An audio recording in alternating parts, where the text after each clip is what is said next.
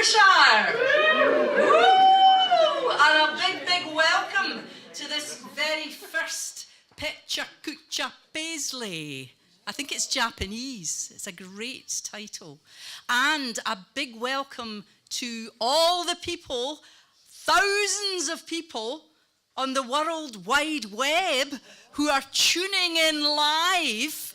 And we know of at least 2 of them, but apparently there are thousands all over the world. So welcome everybody in this room and welcome everybody on the World Wide Web.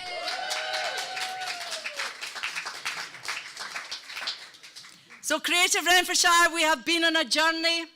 We have been on a journey since last year about this time, where we went all over Scotland and England, visiting various networks and cities, getting ideas and inspiration, which we then brought back here, along with the Creative Dundee team, who are here this evening and who have helped and supported us through all the next stages.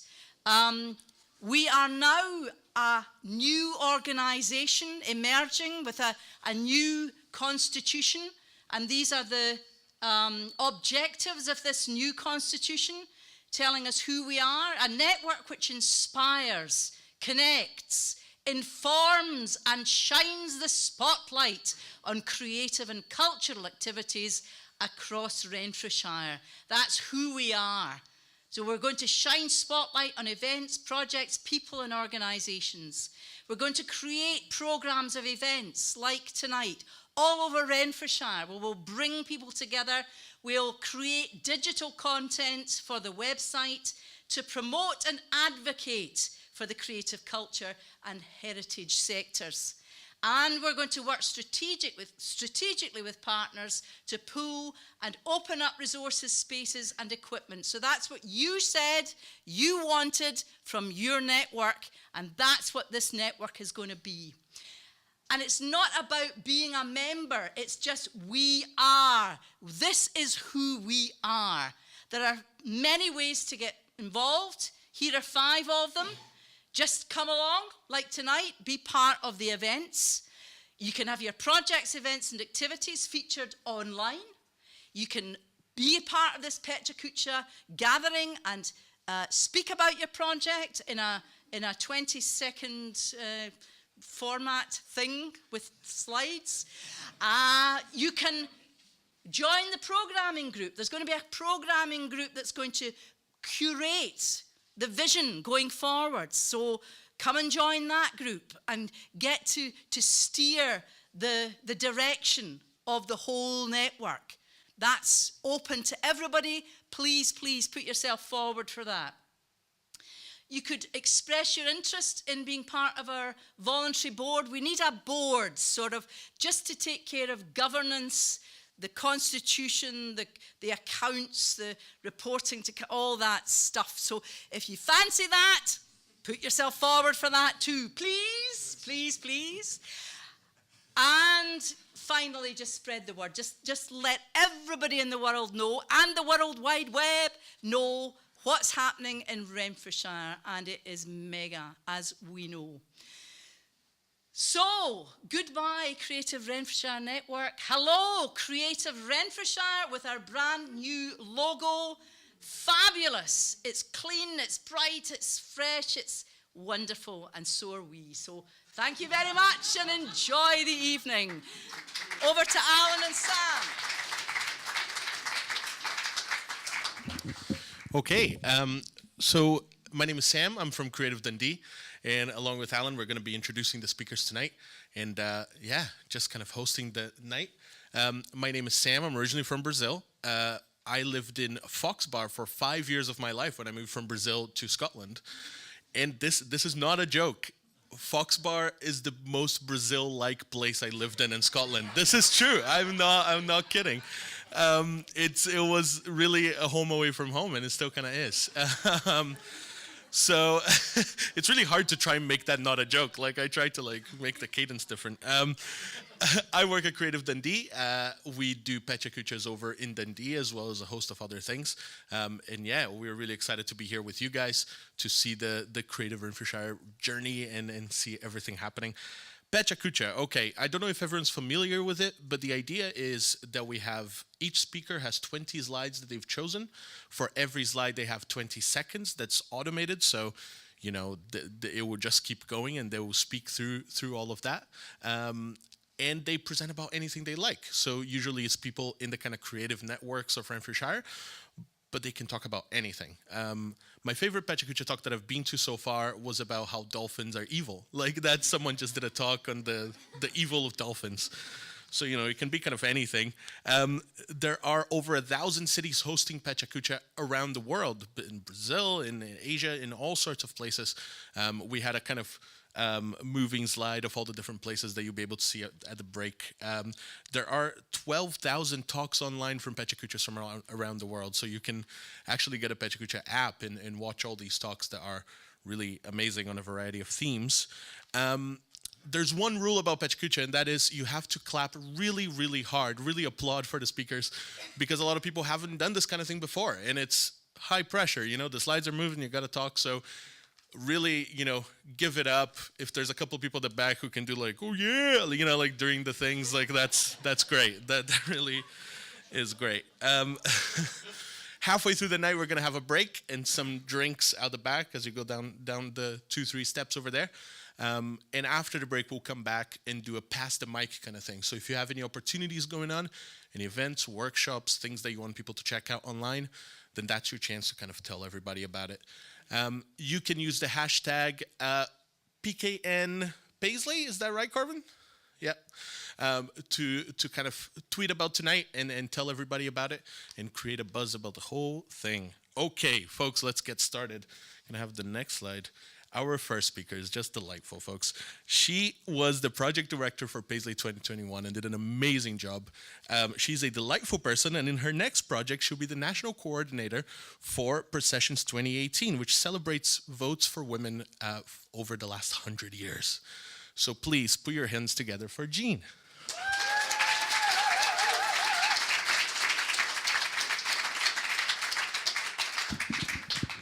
Oh, that's a good start, isn't it?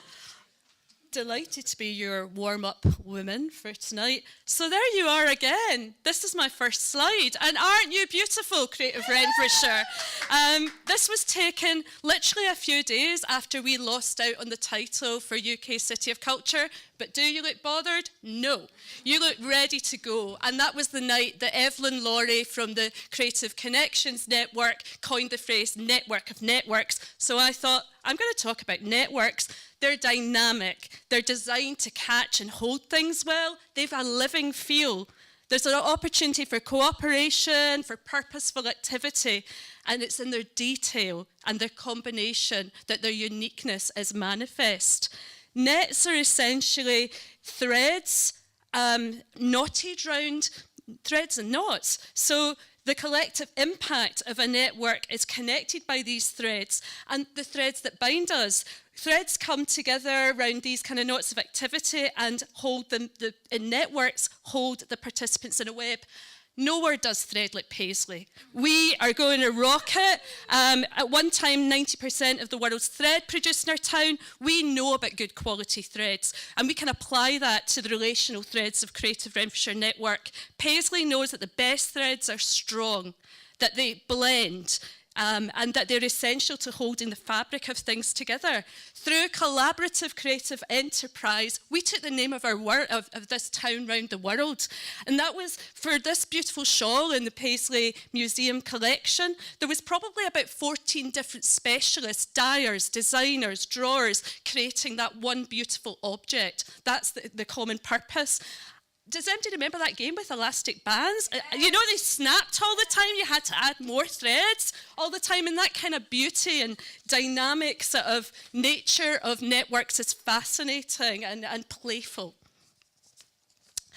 Nets need to be kept in good order. They require a healthy tension between coherence and diversity for their capacity to grow. Effective networks embrace a mindset of generous collaboration. They have shared purpose. They trust for impact. It's really important. And they have just enough structure to focus the work. It's no longer acceptable to be exclusive. Networks they're most powerful and transformative when they are open and collaborative. We can be an assembly of hope. The sociologist Manuel Castells talks about the rise of the network society. Networks catalyze to create powerful social change. Highly participative approaches to decision making are now of the moment. And because artistic processes tap into people's desires and open up spaces for imagining a new, unexpected associations, can you imagine a network of cultural forerunners has such an important role in producing meaning in our local context? Creative Renfrewshire Network can be a strategic contributor, weaving a strategic thread around decision making. Operate as a collective, get a seat at every table. I'm thinking about the new Lobbying Act, participatory budgeting. Networks help make participation in that viable. But what do you need to thread through your network? Think about the materials you need. How do you access statistical data that will help Creative Renfrewshire effectively advocate to advance the sector? What would an MOU look like between this network and statutory bodies? Visions and values quickly become public statements about what networks aim to accomplish. How do we use this network to create trust for impact? How do we act collectively to support each other, develop advocacy and networking practices? Vitality and relevance are essential to the sustainability of networks. Sometimes we get tied up in knots about things. Sometimes we need to loosen off and tighten up bonds. That's the beauty of the shared and distributed leadership model that a network offers. Keeping abreast of the changing needs of your constituency and seeing that these are reflected in your network is key for not getting tangled up, as is assessing network readiness. How ready are we to cooperate? What's the relevance of our work? What will we produce that's of value? Is it resources? Is it research? Successful networks make sure that those involved contribute and gain to the fullest capacity and for the common good.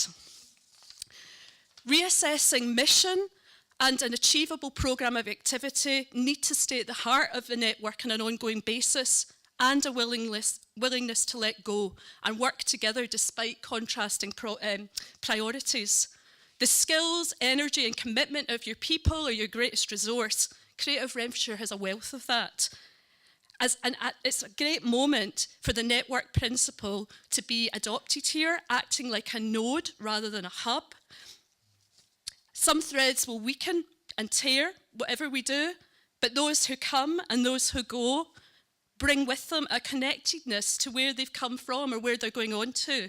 This ebb and flow creates extensions, seeping out beyond the network into other spheres of influence, creating ripe opportunities for influencing, creating agency and shaping values. Round here, we know that trust, like strong thread, is resilient. The trick is openly agreed protocols and core values. We can become an assembly of hope, contributing individual knowledge and capacity and gaining strength from the contributions of others. Going back to Creative Renfrewshire being a network of networks, my goodness, Renfrewshire's full of amazing networks. We'll hear about DigiRen later. We've got Incube people in the room. We have a lot to tap into. That is how we do things around here, not least our football team, where 29% of the club is owned by fans. So Creative Renfrewshire, take a leap of faith, like our footballers. Take a leap and your net will appear. Thank you.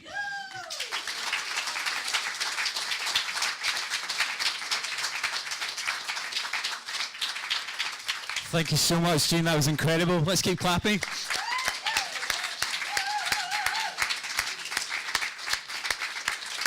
What an amazing way to start our very first pitch at Coochie Night. the microphone is slipping. What an amazing way to start our first Pitch of Cooch tonight. Thank you so much, Jean, for that. And I particularly love the bit about people being our greatest resource. And it's so amazing to see so many great people in this room that I personally have got to know and some that I don't. And thank you for coming down tonight. So thanks, Jean, for kicking us off to such a great start. Next up, we have Richard Warden. And Richard is someone that I've had the privilege of knowing for a number of years, particularly through some of the work with the Scottish Mental Health Arts Festival and Renfrewshire's calendar. And it's just such a privilege to have him here tonight. He's got such a wealth in terms of film, having worked in Canada and more recently in the UK for a number of years. He is just a really incredible guy, so we're excited to have him up here. So if you want to give a really warm round of applause for Richard.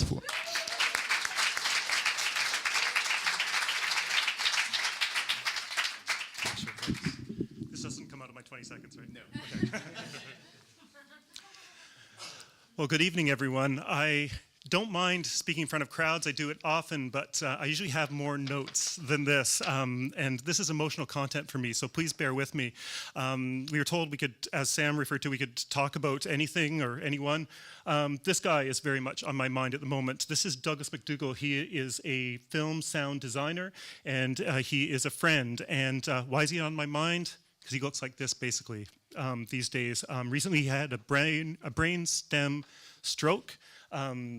Now, this is not Douglas. This is a still from a film called The Diving Bell and the Butterfly.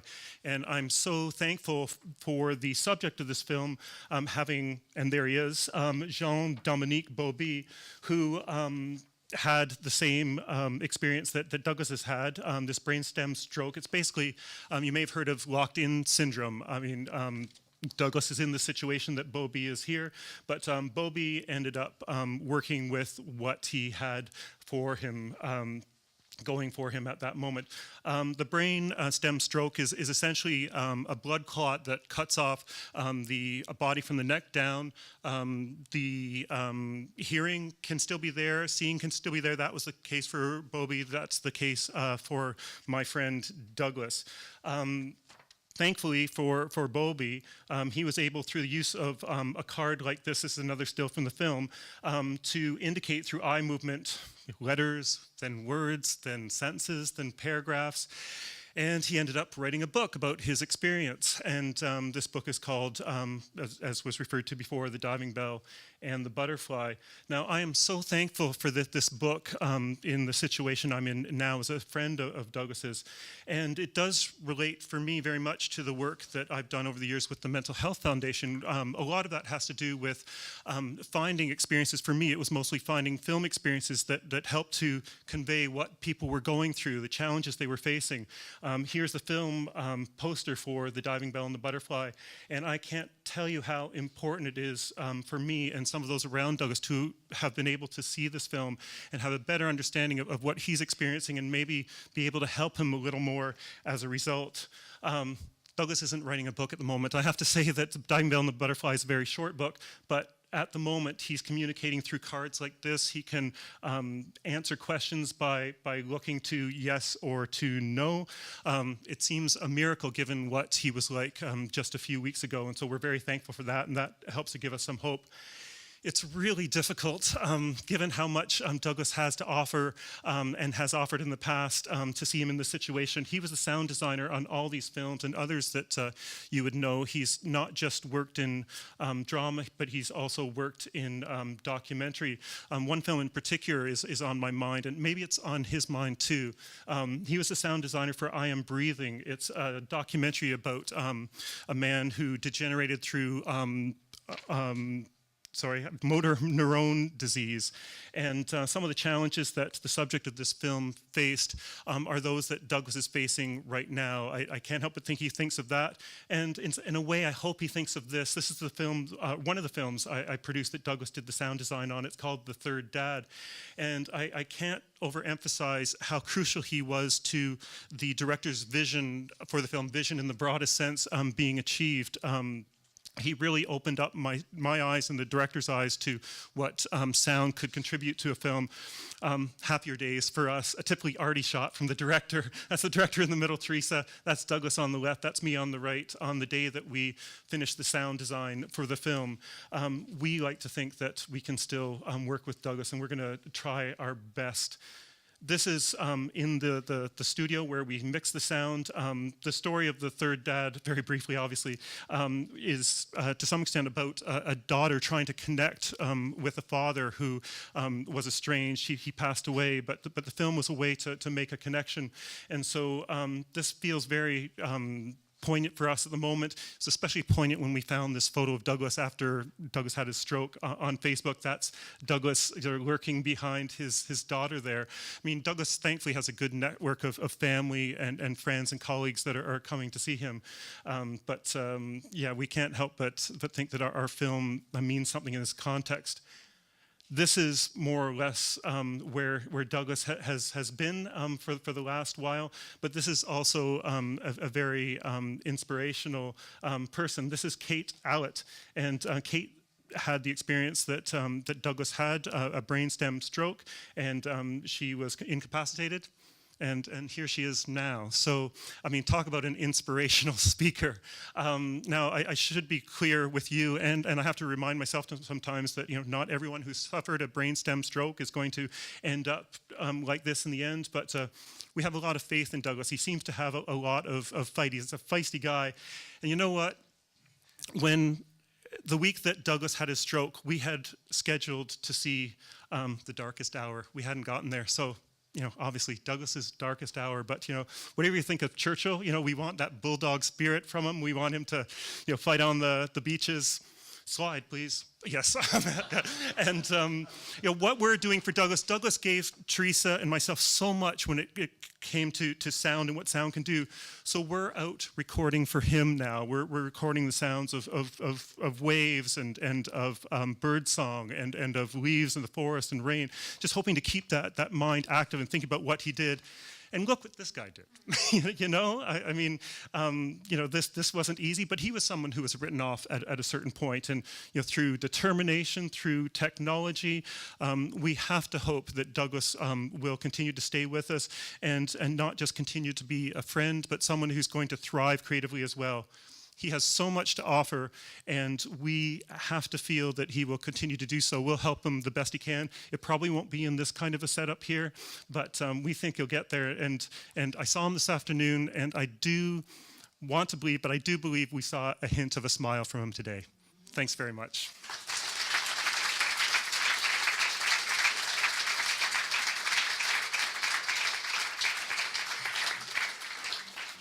Whew, okay. I definitely did not cry. Your accusations are meaningless. Thank you so much. That was incredible. And it's a great movie and a great book. Like, I would really recommend people check it out. It's on TV all the time at like midnight or something. Like, you know, it's like late at night. Just, you know, anyway. It's amazing. You should watch it. Folks, our next speaker is a Glasgow-based artist. He's worked from everything from digital to sculpture, and you can currently see his work in the Paisley Museum and Art Gallery. So please put your hands together for Stephen.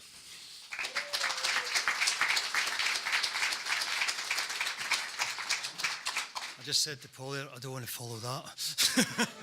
You know. Oh, sorry. First thing I want to do is this.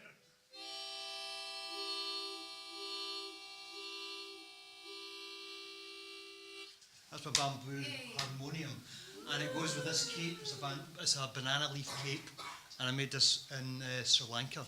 I'm going to come back to that and talk about Sri Lanka later. This is a piece I've got in Paisley Museum and Art Gallery, and it's called Beneath and Beyond Seismic Sounds. Basically what we're doing here is tapping into the seismic activity in the earth, taking that data back and creating audio and visuals out of it. So it's an immersive experience. So a lot of my work is basically to do with combining image, sound, and environments. This is an earlier piece in 1999 where I hired a boat and took people up and down the River Clyde with headphones on. It's called Zones, an audiology of the River Clyde. I used archive material and a kind of soundtrack to take the music down the Clyde. So I kind of seek out environments like that. This is from Cromarty, where I spent a bit of time in a residency in a place called the Lighthouse Field Station. So I was working alongside marine biologists. I was able to access their data, some of their underwater sounds, that kind of thing. And I basically made a series of films and installations, including works that were projected back into the space, such as this, onto the lighthouse. My studio was actually just in there, in the lighthouse, so that was a great environment in which to work. This is from the Firth of Clyde. This is called Clyde Reflections, and myself and a social ecologist called Dr. Ruth Brennan collaborated on a piece where we interviewed a range of people ranging from a marine biologist to a spiritual leader about their relationship to the Firth of Clyde. That was then installed in the Gallery of Modern Art, which was, again, a kind of very immersive experience. The soundtrack was very important to kind of create that atmosphere. So a combination of like an experimental kind of film with a kind of documentary approach to the actual interviews. Around about the same time as that, we were also collaborating on a project on the island of Barra. We were particularly interested in the fishermen and how they would have different names for different parts of the coast and particular rocks. And there was always a story behind these names as well. So we gathered up a lot of that material and eventually, after a long process, created an online cultural map of the sea. So you can basically go online to Sea Stories or mappingthesea.net, click on these icons and access different stories and songs and and anecdotes, some of which we've animated. So when I got the opportunity to go to Sri Lanka, I kind of wanted to leave the kind of film and digital stuff behind a wee bit and just sort of be open to the experience, and also because it's such a place with to do with materials and processes. But the first thing I did actually was I got to know some of the fishermen, and they took me out on their fishing boat, and I basically documented their process of it's kind of like a ring net fishing for tuna.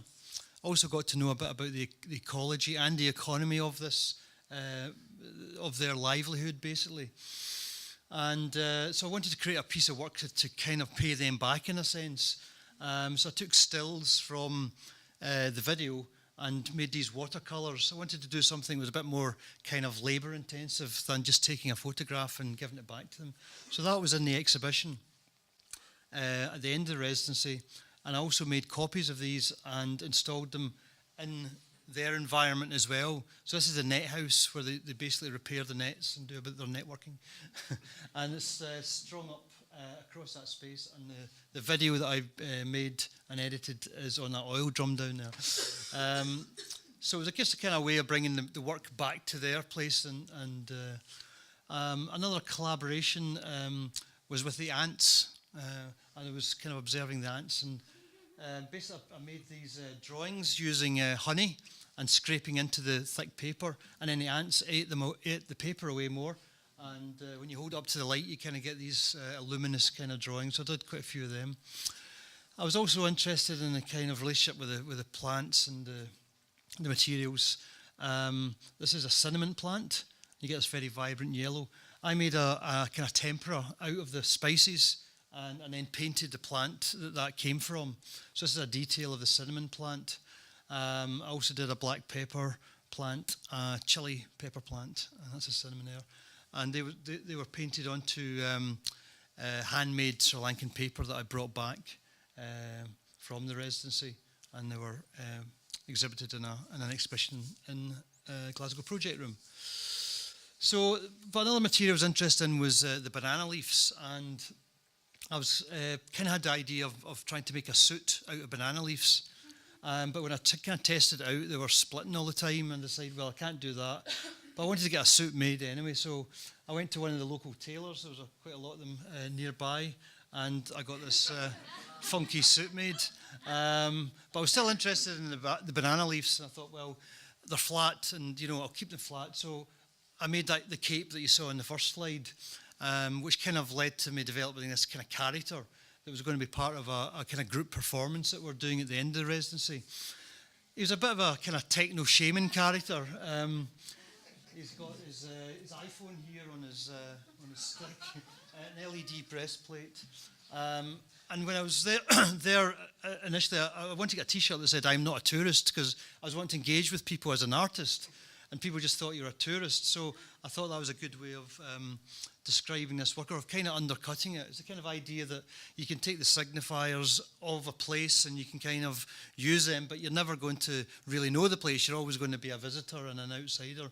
So he's kind of saying, I'm not a tourist, but he's also not a local either. Hey, look at all that time I saved.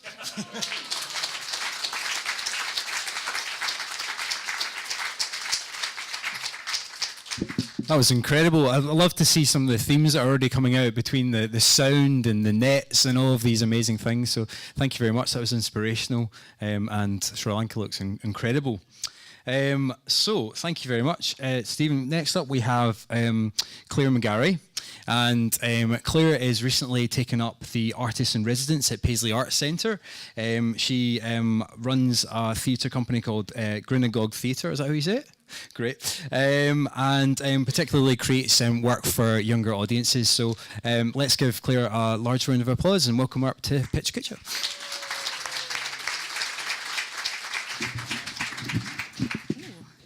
So, hello everybody. Yes, I'm Claire McGarry, and I am indeed a theatre maker. I work with young audiences. So this is a picture of me, age 6, holding my childhood idol, Wurzel Gummidge, who, for those of you who don't know, was a rather manky scarecrow, but who got up to lots of mischief. Yeah, definitely this kind of inspired the young me. Here I am, some 30 years later, and you can see the spirit of Wurzel is very present in my work. So I try to make stuff that's fun, that's engaging. I'm definitely drawn to working with younger audiences, and there's definitely a wee bit of mischief in there too.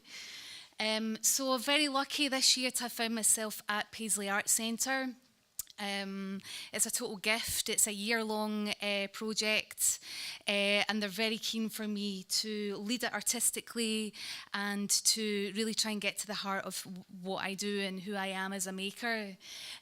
Lots of ideas at the minute, as you can see, but I'm really keen just to take the time to have that time and space, because you know what it's like when you're a freelancer. You're never given the opportunity. It's always about when's the next project, when's the next funding. So yeah, I'm very, very glad to spend the time just to try and find out a wee bit more about what's underneath what I do. So I'm going to do a project about food. This is the general theme, and a lot of my previous shows have been about food. This was The Edibles. This was a show about set in a bakery.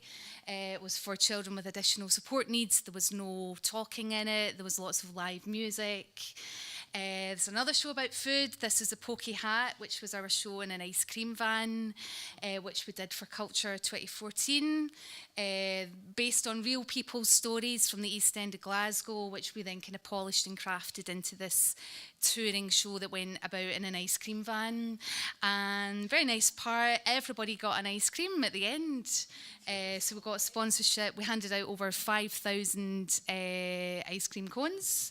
The cast became very, very skilled in holding 4 cones at a time. And we did this competition as well where kids sent in their pictures, which was a lovely kind of archive of the whole tour.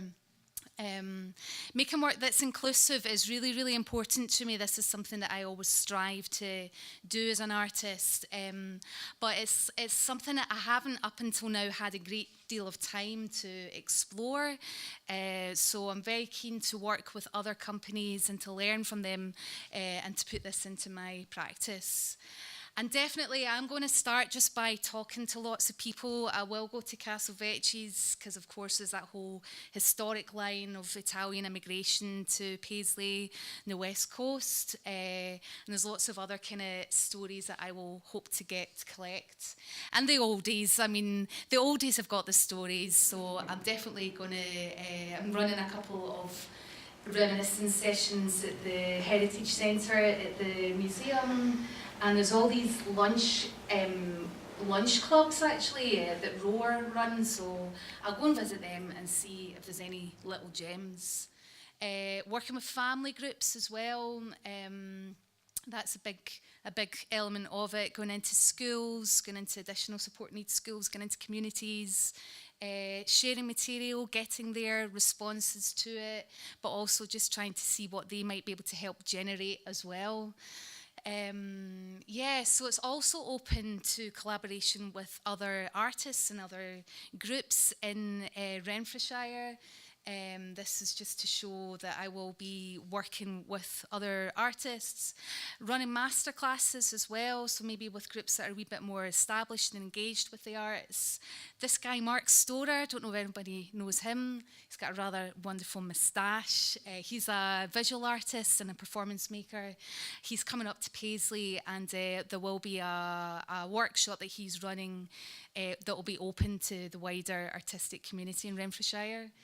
Mary Black, so I've actually just moved to Loch Winnoch, and they had a scone making competition last weekend, and I thought, if I'm doing a project about food, I should really enter this competition, so I did, and she was a judge, so she really liked my scones. I've not made a scone since school, so it was flipping miracle. This is just to show that music is a big part of the way that I work. Always have some element of live music, and we always try to be as inventive as we can. This was a time, going back to the Pokey Hat, so we tuned these ginger bottles like a xylophone. Oh, it's gone. Anyway, they did a wee ditty on it. Having a kind of real sensory feel to the final show. Did I say that? I have to make an actual show in October. So I'm keen for there to be like a kind of live baking or cooking or tasting, and there to be real things that people can explore. These are called Super Wubble Bubble Balls, and every time my son watches the telly, they come on and I go, we need to get one of these, they look amazing. They're like squishable, you can jump on them, and I don't know, for me, can you imagine the excitement of a group of kids if you had a whole room full of these balls? It'd be amazing. I'd love to do a show on a bouncy castle. I'd love the final piece. There's something that I'm kind of drawn more and more to it being a kind of dome thing or some sort of experience that kids go into. And maybe I can get it to be shaped like, not a hamburger, but I was thinking like a big jelly or something. I don't know. I've always wanted to do a show in a teapot, make a big giant structure, and then the children have to enter one by one down the spout, down a chute. Obviously, there'd be a big accessibility issue there if I was to do something like that, but kind of intimate performance space inside. This was a project that the Refugee Council did last year. It was called Share My Table. This was in Paisley Museum, and it was a very simple format where people brought a dish and they just shared their experiences, shared their stories. So I would love to do things like this throughout the year, along with a midnight feast perhaps, and a big teddy bears picnic. Thank you very much.